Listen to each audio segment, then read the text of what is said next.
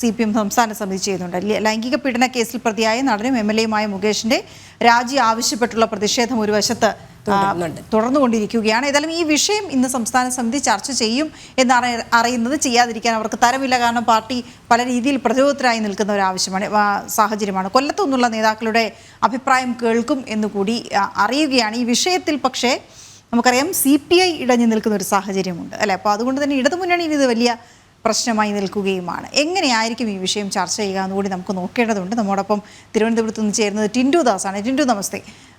ഈ വിഷയം ചർച്ച ചെയ്യും എന്നാണ് നമ്മൾ പ്രതീക്ഷിക്കുന്നത്. പക്ഷേ CPM ഇതുവരെ എടുത്ത നിലപാടുകൾ വെച്ച് നോക്കുമ്പോൾ എങ്ങനെയായിരിക്കും അവർ ഈ വിഷയം പരിഗണിക്കുക എന്ന് പറയുന്നത് ആശങ്കയാണ്. ഈ പുറത്തുയർന്ന പ്രതിഷേധമൊക്കെ അവർ കാണുന്നില്ല എന്നുള്ളത് വളരെ പ്രധാനമാണ്. എന്ന് മാത്രമല്ല CPI എടുത്തിരിക്കുന്ന നിലപാട് കൂടി അവർ ചർച്ച ചെയ്യേണ്ടതുണ്ട്. വെള്ളത്തിൽ കാല് വെക്കുന്ന ഒരു നിലപാടാണ്. കാരണം അതിന് മുന്നേ ദിവസം ബിനോയ് വിശ്വം പറഞ്ഞിട്ടുണ്ടായിരുന്നു CPIക്ക് ഒരു നിലപാടുണ്ട് മുകേഷിന്റെ കാര്യത്തിൽ, അത് വ്യക്തമാക്കും. പക്ഷെ ആനി രാജ പ്രതികരിച്ചതിന് ശേഷം തുടക്കത്തിൽ തന്നെ അല്ലേ ആനി രാജ പ്രതികരിച്ചതിന് ശേഷം അത് CPIയുടെ നിലപാടല്ല എന്നുള്ള കാര്യമാണ് ഇന്നലെ ബിനോയ് വിശ്വം പറഞ്ഞത്. ഇപ്പൊ ഈ വിഷയത്തിൽ തന്നെ നമ്മൾ ശ്രദ്ധിക്കേണ്ട മറ്റൊരു കാര്യം എന്താണെന്നറിയാമോ? ഈ പാർട്ടിക്കുള്ളിൽ തന്നെ സ്ത്രീപക്ഷ നിലപാടുകൾ സ്വീകരിക്കുന്ന അല്ലെങ്കിൽ സ്ത്രീകൾ ആയിട്ടുള്ള ചിലരെങ്കിലും ഇതിന് ചില വിയോജിപ്പുകളും പറഞ്ഞിട്ടുണ്ട്. പിന്നെ മുൻപ് ഈ വിഷയത്തോട് വലിയ പ്രശ്നങ്ങൾ കാണിച്ചിരുന്ന ആളുകളൊക്കെ പാർട്ടിയുടെ ഭാഗമായി കഴിഞ്ഞപ്പോൾ നിലപാട് മാറ്റുന്നതും അല്ലെങ്കിൽ മിണ്ടാതിരിക്കുന്നതും ഒക്കെ നമ്മൾ കാണുകയാണ്. ഇതെല്ലാം ടിൻഡു ചേരുന്നു. ടിൻഡു, നമസ്തേ. ഈ വിഷയം ഇന്ന് എങ്ങനെ പാർട്ടി കൈകാര്യം ചെയ്യും എന്നുള്ളതാണ് നോക്കുന്നത്. കാരണം ഈ വിഷയത്തിൽ ഭിന്നാഭിപ്രായം ഇടതുമുന്നണിക്ക് ഉള്ളിലുണ്ട്. മുന്നണിയിൽ CPIയിൽ തന്നെ പല വേർഷൻസ് ഉണ്ട്. അപ്പോൾ എങ്ങനെയാണ് ഈ വിഷയം ചർച്ച ചെയ്യുക എന്നുള്ളതാണ് എല്ലാവരും നോക്കിയിരിക്കുന്നത്. പക്ഷേ ആവശ്യം ഒന്നേ ഉള്ളൂ, മുകേഷിൻ്റെ രാജി.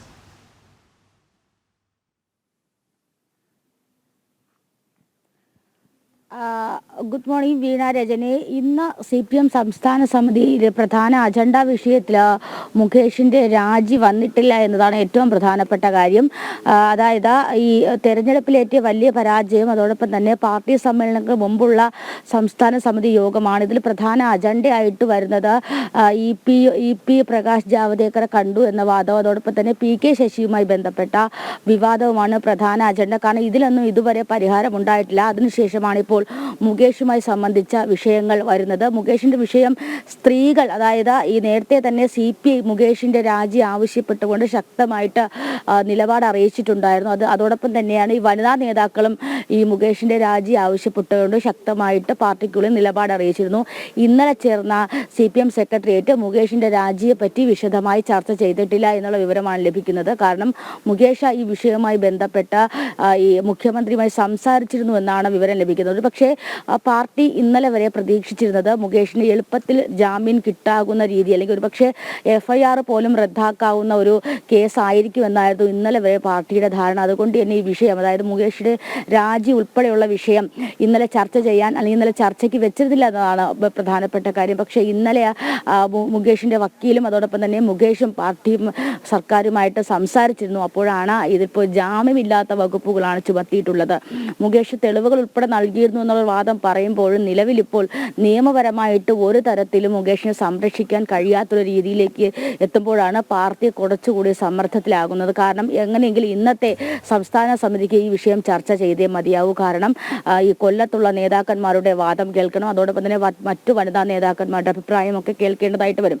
ഏറ്റവും പ്രധാനപ്പെട്ട കാര്യമെന്ന് പറയുന്നത് കൊല്ലത്ത്, അതായത് കൊല്ലം ജില്ലാ നേതൃത്വത്തിന് മുകേഷിന് അല്ലെങ്കിൽ മുകേഷിന്റെ പ്രവൃത്തിയോട് മുകേഷിനെ കുറിച്ചൊക്കെ നേരത്തെ തന്നെ അതൃപ്തി ഉണ്ടായിരുന്നു എന്നതാണ് ഏറ്റവും പ്രധാനപ്പെട്ട കാര്യം. ജില്ലയിലെ പ്രധാന കാര്യങ്ങൾ അല്ലെങ്കിൽ പ്രധാനമായിട്ട് വരുന്ന പാർട്ടിയുമായി സംബന്ധിക്കുന്ന വിഷയങ്ങളിലൊന്നും മുകേഷ് സഹകരിക്കില്ല എന്ന് നേരത്തെ തന്നെ സംസ്ഥാന കമ്മിറ്റിയോട് ജില്ലാ നേതൃത്വം അറിയിച്ചിരുന്നതാണ്. പക്ഷെ അത് പല ഘട്ടങ്ങളിൽ പോലും ഈ വിഷയം ചർച്ചയാവാതെ വരികയായിരുന്നു. അപ്പോഴാണ് ഹേമ കമ്മിറ്റി പുറത്തു വരുന്നത്.